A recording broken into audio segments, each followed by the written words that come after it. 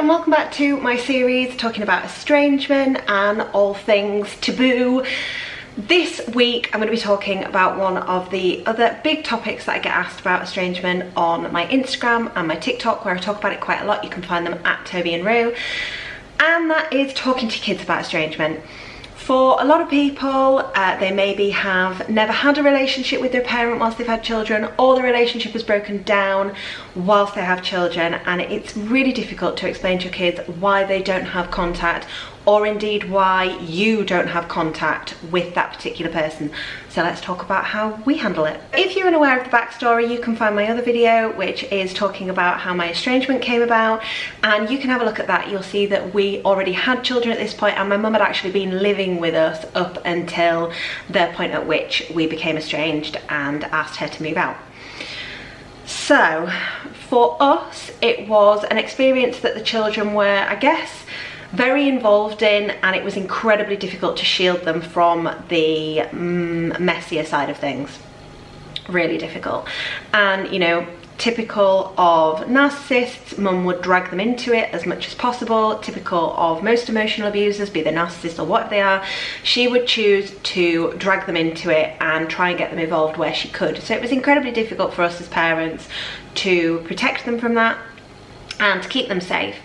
We'd had a bit of experience talking to the children about why they didn't see my dad. My dad passed away before they were born. So we'd had a little bit of experience when they'd asked questions like, well, why don't you see your daddy, or where is your daddy? Of saying, you know, actually, I never really had a relationship with my dad when I was younger. But it was quite easy to explain to them, well, I didn't really see much of my dad, I didn't really know him very well, but he's actually died now, so we wouldn't be able to have a relationship with him anyway. And they would be a bit aghast that I didn't have a good relationship with my daddy, because, oh, how could I not? That was alien to them. And I would handle that by explaining, you know, actually, my daddy wasn't a very nice person, I didn't have much contact with him, and that was that. And they never really asked much beyond that, presumably because the man is dead and there's not really much that you can do about it. When it comes to estrangement, it's a little bit less final, and that person is out there, you just don't have contact with them. So from our perspective, our children are no contact with my mum as well, so I'm kind of looking at it from that angle. And as with all things here, I am not a therapist, I'm not qualified in anything, and I don't claim to be. These are just based on my personal experiences and what I have done, with kind of the backing of my therapist saying, yeah, you've done that in the best way that you could, you've handled that here really well, that sounds like a good idea. So I am not an expert, I don't claim to be, and I hope that comes across. I am just somebody who has been in the experience and who is sharing her experience and how I handled it with you. As I've said, we couldn't really protect the children very much from the messier side of things when we were asking my mum to leave. They were dragged into it upon occasion, but we would do our best to explain that to them in the most age appropriate and honest way possible. It is sad when you hear them talk about certain experiences and they sound older than their age.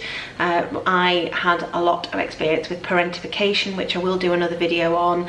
But it's essentially treating a child like a spouse, or expecting them to hold adult emotions, and emotional parentification, taking on the adult emotion and the responsibility as the adult in the relationship.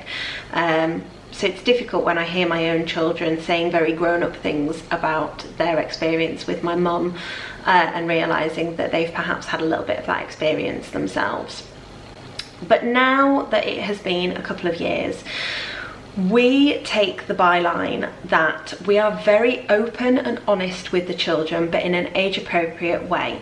So if the children ask us questions like they used to call her Mormor, so why don't we see Mormor anymore, then we will say to them, without bad-mouthing, very openly and honestly, well, we don't see Mormor anymore because Mummy and Daddy had boundaries in place with Mormor where we'd asked her not to do certain things, and she couldn't respect that and couldn't listen to that.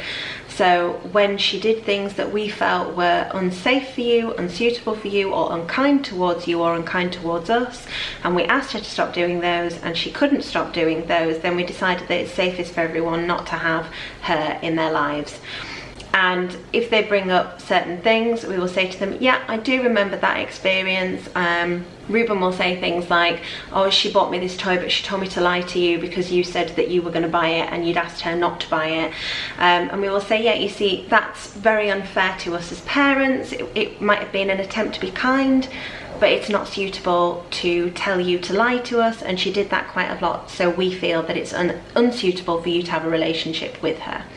And generally speaking, they accept that and they understand that, and children are a lot more savvy than I think we give them credit for, and if we're open and we're honest but in an age appropriate way, they can understand that, and we answer their questions respectfully but age appropriately. So the second thing for me is to make sure that the person is not taboo or off topic, and I think that's really important. We had a period of time when mum first left and the estrangement first happened where the kids one of them would say something like, oh, do you remember when Momo did this? And the others would stop what they were doing and everybody would go really quiet, and it'd have this real awkward, oppressive atmosphere like, oh, Edith just mentioned Momo, she's not allowed to. No. We would reiterate to them that that's absolutely not off topic, that or a topic that's off the table, they can't talk about, that they are more than welcome to reminisce about wonderful times. And I would say something like, oh, I do remember that happened, that was a really nice time, wasn't it? We had such a lovely time together. And then invariably that would open up the question of, well, why don't we have those times together now? And we'd go back to that explanation of, well, this happened and this is why, and if you remember, this happened and this is why, and this is why we feel it's our job as parents to protect you, and this is why. And we never take it off the table, we never make it taboo, we never make it so they feel like they have something to be ashamed of, because they don't, and they never ever will. None of this is their fault, and none of it is something that they could have done anything to change.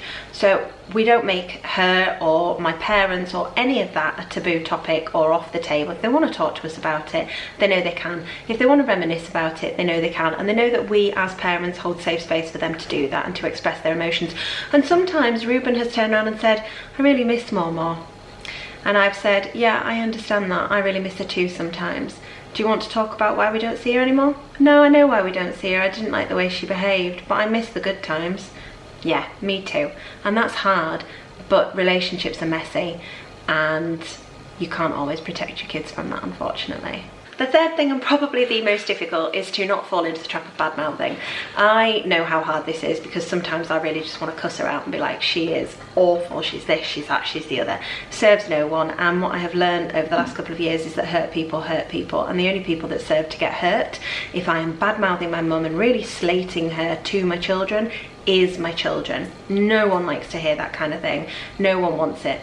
Sometimes they will say things to me that are quite, especially Ruben, quite aggressive about their experiences with her, or you know, quite angry about that, and I will take that and I will hold that emotion for them and listen to them and let them get it out, and then say to them, you know, I'm not making excuses for her behaviour, but that has happened now, and I think the way you feel about it is completely acceptable and completely valid, and I understand that.